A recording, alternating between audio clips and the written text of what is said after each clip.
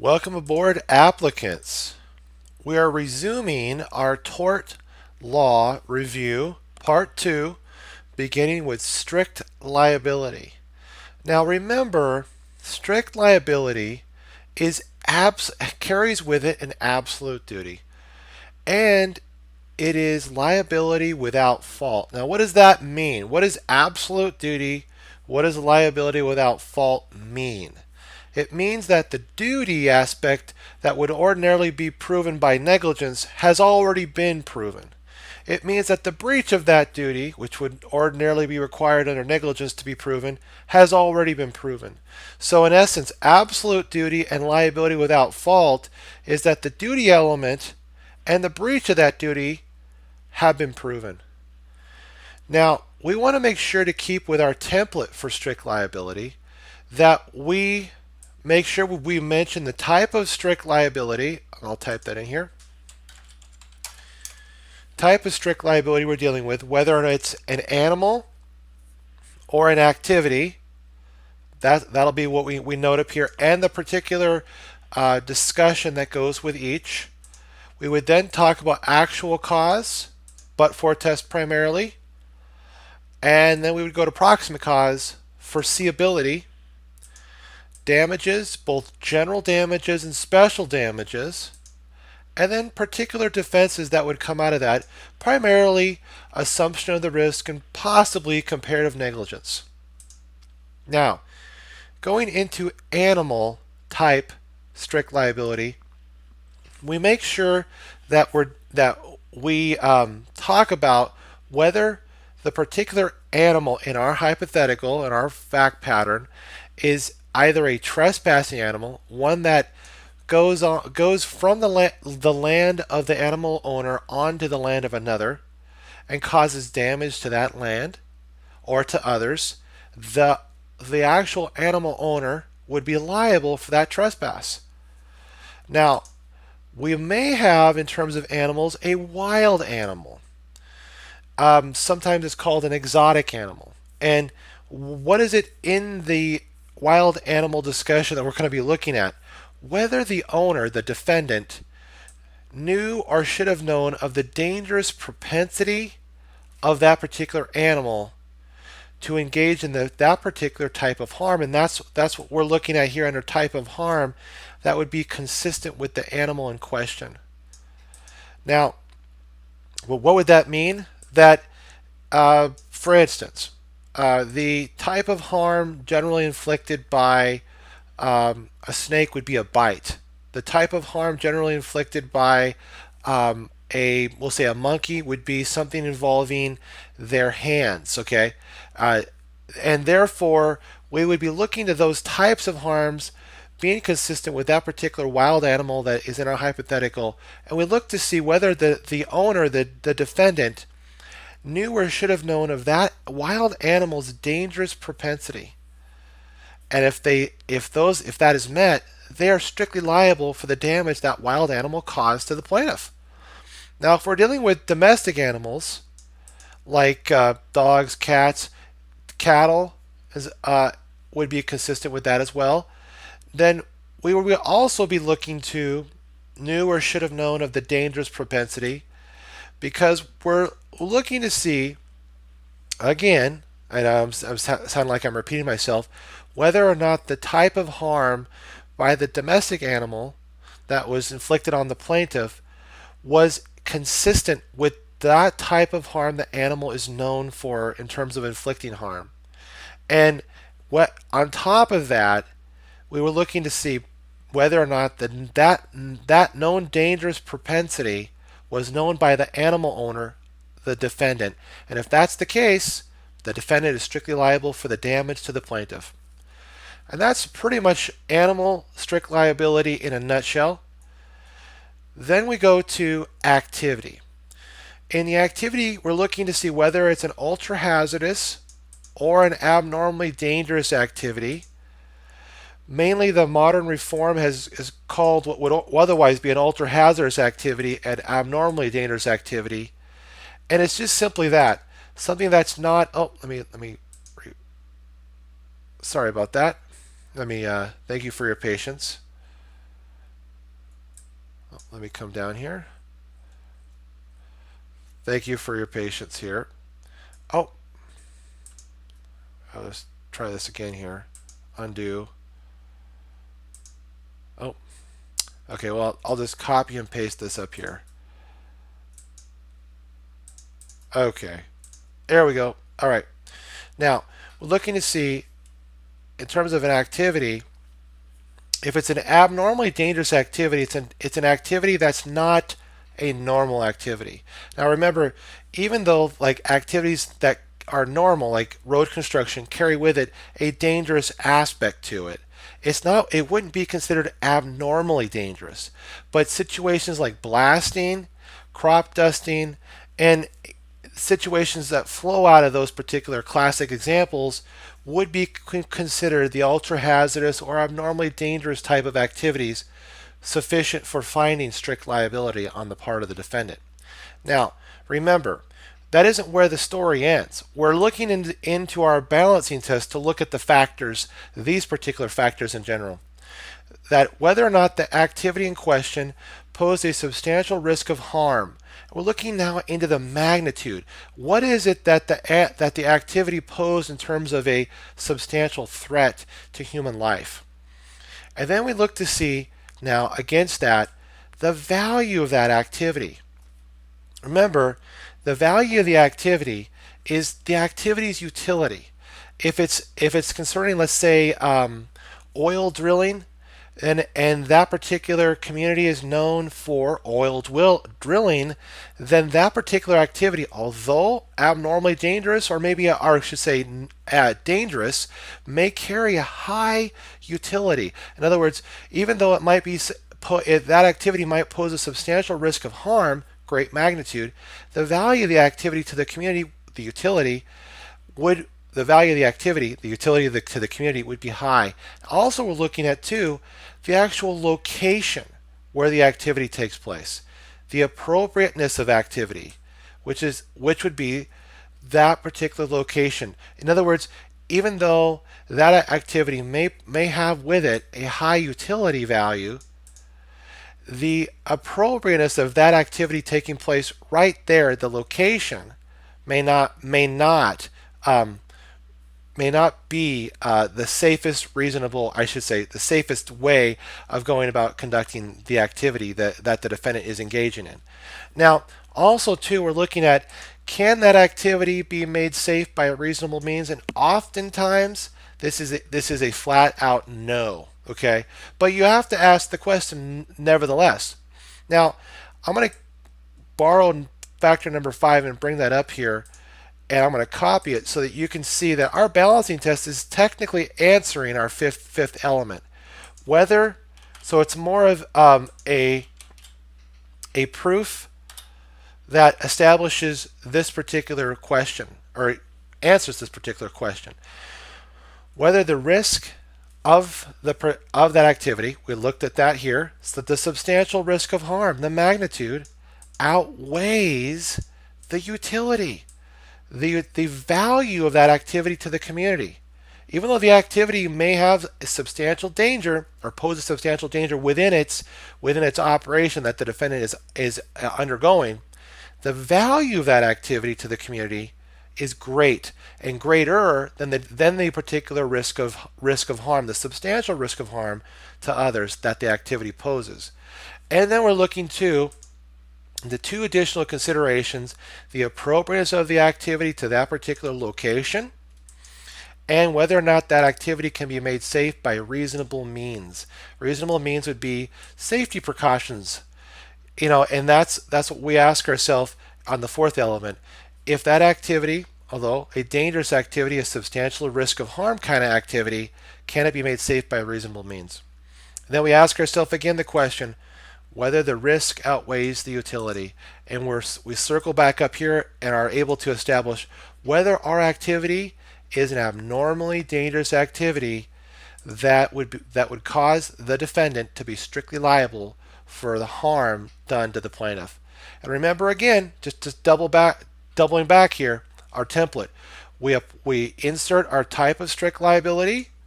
We plug in our actual cause, our proximate cause. We look to see the type of damage. This would be more along the lines of the type of harm down here would feed that in terms of animals, the type of harm, the damage, and then the defenses that would be applicable to strict liability, which are generally going to be two: assumption of the risk and comparative negligence. Okay, now going down now to products liability. Let me move this up here. Okay, perfect.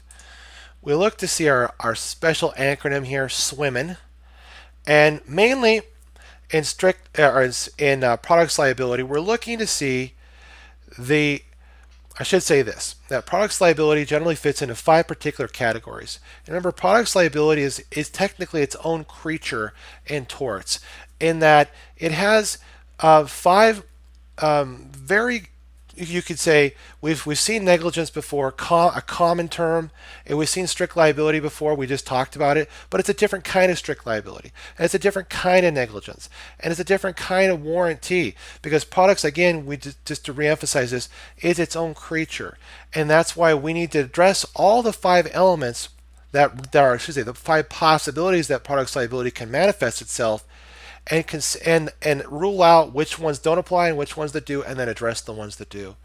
Now, in products liability, they can manifest either as in strict liability, warranty, through primarily the express warranty, which would be the written form of warranty, or implied warranty, which generally comes in 2 forms: implied warranty of merchantability, fitness for its ordinary purpose, or fitness for a particular purpose, which would be a particular purpose for the product, the good in question, that would be outside its ordinary purpose. In other words, the fitness doesn't. It would be something that the plaintiff had talked to the defendant about, told defendant that the plaintiff wanted the good to operate like, and the defendant guaranteed that that particular purpose would be how the good would perform, and that's fitness for a particular purpose.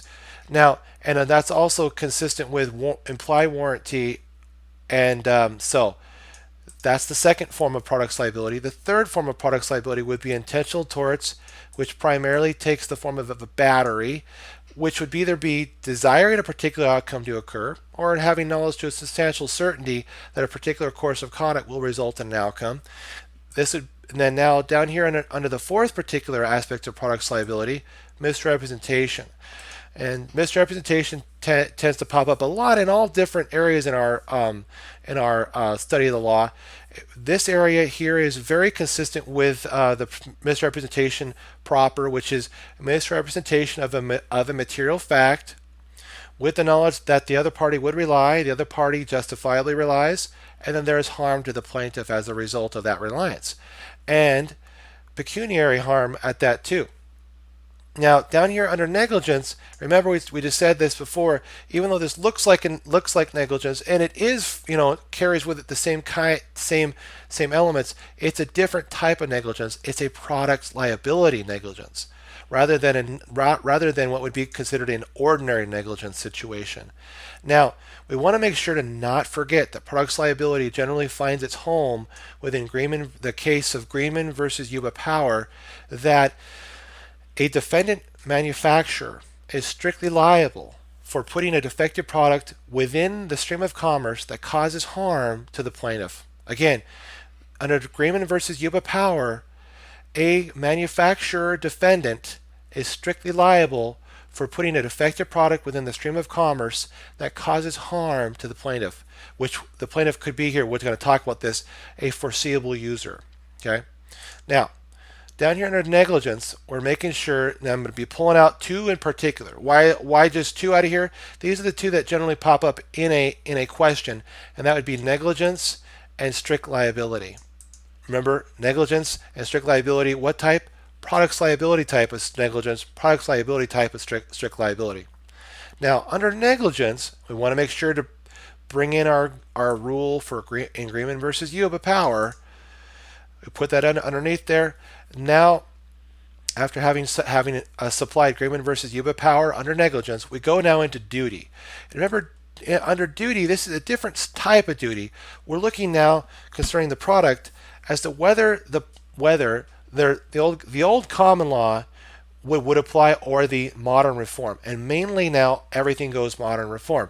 The old common law would say that the only party that could bring a particular product's liability claim was that party in privity, and that would be Winterbottom versus Wright, that particular case. But that has pretty much been replaced with the modern reform of McPherson versus Buick. And in that, we look to see that the party bringing suit was a foreseeable user of the product. And if that's present, then the defendant manufacturer owes that particular foreseeable user plaintiff a duty. A duty of what? A duty of reasonable care. Now we look to see, after having established that the defendant owed the plaintiff a duty, has the defendant manufacturer breached that duty? And again, remember, this is products negligence, not just ordinary negligence, and we look to see three particular considerations. Most of the time, all three of these will be clustered together. But so here's the first one: manufacturing. Has there been a manufacturing defect? And remember, this would make the product defective. So all three of these, manufacturing, design, and warning, this would make our product in question a defective product. So in other words, in terms of manufacturing now, looking at manufacturing in particular, has the product become defective because of a manufacturing defect, in that particular product in the whole chain of, or in the whole assembly line was manufactured in such a way that it was harmful or defective. Okay. Now design, in other words, this particular product deviated from the intended design of the manufacturer. Now, the design, on the other hand, is that maybe it was manufactured like it was intended, but the design itself was defective. In other words, could have had 100 products go through, and it would have still carried the exact same defect. Where the manufacturing is more like a 1 in 100. Sorry about that. The design is the whole design itself that makes the product defective. Okay. Now, warning would be the type of warning on the good itself. If there's not a good warning to warn of the particular dangers that the product may pose, that would make the product defective. Warning defects generally circle around, the warning on the particular good itself that is readable, legible, understandable by the foreseeable user of the product. Now, remember, manufacturing, design, or warning, we're looking to see the consumer expectation test. In other words, is this, or did the product, the good, the particular item in question, the widget, perform as the a reasonable consumer would expect? And if that's not present, then that would establish that there's been indeed a breach of a duty through either manufacturing, design, or warning. Remember, though, now when we're dealing primarily with design, we're looking to see the risk versus utility test in addition to the consumer expectation test. In the risk versus utility test, we're looking to see the risk that the present design of the product widget poses to others versus the utility that a feasible alternative design would create. In other words, even though the design of the product itself is defective, the risk may be low, or I should say, the risk may be low, and the utility of the alternative design is low, and I should rephrase this. Thank you for your patience with me. The risk versus utility looks to see whether the risk of the particular product operation, the widget, is great versus the utility of the feasible alternative design. And we measure those two together to see if indeed there has been a product defect. Thank you for your patience on that rule statement. It gets a little tongue twister sometimes. And so when we look at this now, we'll be able to make a full discussion concerning all of our facts as to whether or not our product was defective according to manufacturing, that aspect that it deviated from the intended design, or it deviated from its intended yeah, its intent, yeah, intended design or its intended operation.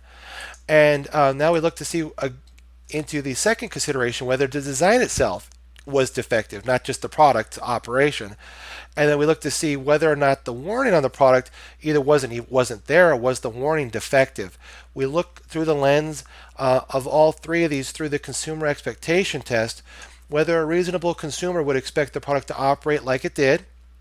And then specifically in design, we look to see the risk of harm that the current design poses versus the utility of a feasible alternative design, what that would present, and we look to see the cost of both of these, and if the feasible alternative design has this lower risk and a higher utility, then it begs the question: why isn't the defendant manufacturer using this feasible alternative design rather than the current design?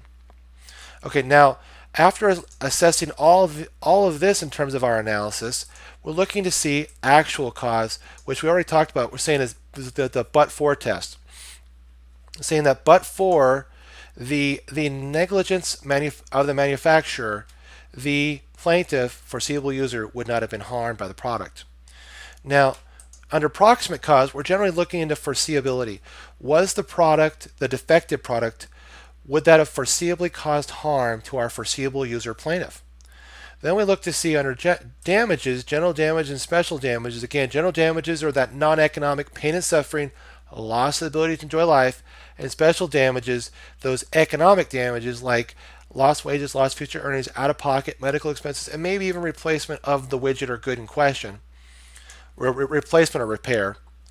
Now, under defenses, we're going to be looking to see whether or not the plaintiff, the foreseeable user of the product, misused the product. That would be an argument from the manufacturer to the foreseeable user plaintiff that the plaintiff deviated from the intended use of the product that the manufacturer intended the product to operate. And that's why this oftentimes is a good defense to discuss. It may or may not present an excellent defense to our defendant manufacturer. We also look to see about assumption of the risk. Did the particular foreseeable user plaintiff assume a risk and engage in operation of the product like they did and then voluntarily assume such risk regardless of the outcome? And then we look to see whether or not if the foreseeable user plaintiff is at fault at all, would that fault apportionment reduce their amount of recovery from the defendant manufacturer? Or remember, the manufacturer. I also want to make sure concerning manufacturer category, we also could have retailers here too. Okay, I don't want to just keep hammering manufacturer. You can also have manufacturers, retailers, and the middlemen between those two particular classifications of parties. So, in other words, Greenman versus Yuba Power, coming up here and grabbing this, takes into consideration every party that's within the distributive chain, okay, of the particular defective product. So it's not just manufacturers, even though oftentimes it is. It could be retailers. It can be the middlemen, the people that are transporting from the manufacturer to the retailers, and even outlets. That particular outlets could be taken into consideration in that particular chain of distribution. So down here now, switching gears to strict liability. Remember, this is product strict liability, not just ordinary strict liability like we have up here. I'll show you real quick. Concerning animals and ultra hazardous, abnormally dangerous activities. This is products strict liability. We're looking to see, is the party being sued a manufacturer? Or in other words, like we just talked about, are they in the chain of distribution? Maybe a retailer, maybe an outlet store, maybe a transportation middleman of sorts. Okay, and the manufacturer category takes into consideration all of that. Anybody within the distributive chain of the defective product, did they introduce into the stream of commerce a defective product? And if that's the case, then indeed they would be strictly liable. Now, generally in strict liability, though, I need to emphasize this. You're generally going to be dealing with manufacturers, and that's why this particular category right here is already filled in as manufacturer. And it's the manufacturer that puts in the stream of commerce a defective product. And if that takes place, then indeed we have a strict liability claim. First element satisfied. Second element satisfied now is whether or not we have a defective product. Establishing the status of our product being defective. Well, we've pretty much already done that, so we would summarize what we've talked about up here down here. And now here's a cool little tip.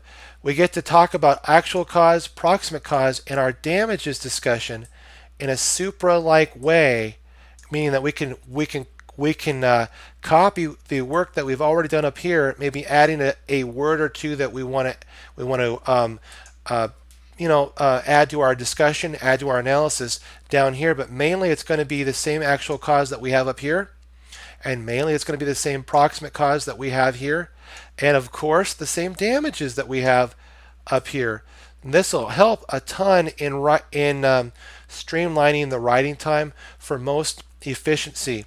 Time efficiency, time management is a must when you're dealing with products because there's so much ground to cover, and that's why these kinds of tips and hints are so important to adhere to. Now, in defenses, we're going to make sure to talk about the assumption of the risk for strict liability. Again, you could borrow from our same discussion up in here, maybe adding a word or a sentence or two in there that would help our reader understand that we're just not just copy and pasting a whole discussion, but that we're aware that it's the same assumption of the risk up here, but just down here, and we're going to make sure that we personalize that, or say this is that make sure that we bring down the applicable facts that would be from our fact pattern down into this particular assumption of the risk. Even though, like I want to emphasize again, even though this is the same assumption of risk, and we are going to be borrowing a lot of rule statement, a lot of discussion, there will be additional discussion as well. Now, comparative negligence, very similar to this, and again, redundancy. We're going to have an analysis redundancy here, but an additional sentence or two to characterize this as being a strict liability and not a negligence claim under products liability. Now, I think that's pretty much where I will end this particular part of the podcast. Thank you so much for tuning in. We will have a part 3 that'll finish out this particular torts, I hope. We might have a part 4, but certainly a part 3. Thank you so much for tuning in. I want to put a shout out to Chess Cruncher TV. Keep chess crunching, Chess Cruncher. You're amazing. And I also want to put a shout out to my Amazon Kindle book, Battling the Big Bad Baby Bar, Essay Basics. Okay, and with that, I'm going to call this a wrap, part 2 for Tort Law Review. Thank you for joining, and best of luck on the bar exam.